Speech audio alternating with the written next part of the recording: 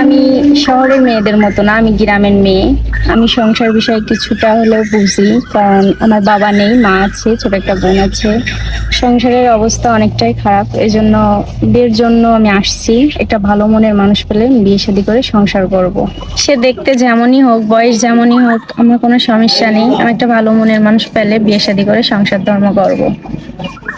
সুপ্রিয় দর্শক, আসসালামু আলাইকুম। দেশে দেশে বাইরে থেকে যারা আমাদের ভিডিওটি দেখছেন তাদেরকে যেন অসংখ্য ধন্যবাদ।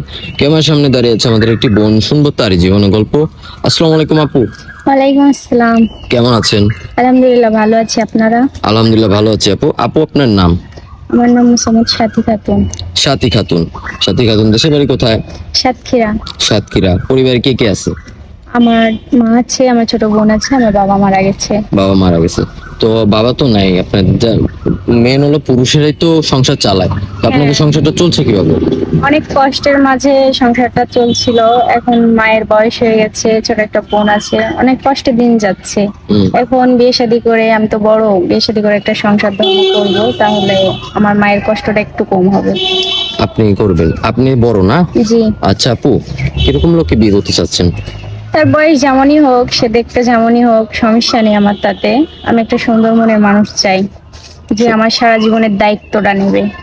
সুন্দর মনে মানুষছেন যে আপনার সারা জীবনের দায়িত্বটা নিবে। হ্যাঁ। আচ্ছা আপু, অনেক ভাইরা থাকে, প্রবাসী থাকে, বিয়ে করতে চায়, হ্যাঁ, করবেন? করবেন। হ্যাঁ, করব, আমার সমস্যা নেই। প্রবাসী ভাইকে বিয়ে করবেন, কোনো আপত্তি থাকবে না? না। আচ্ছা, আপনি কেমন বয়সের লোককে বিয়ে করবেন? একটা আনুমানিক একটা বয়স বলবেন যে এই বয়সের ভিতরে বিয়ে করবেন আপনি।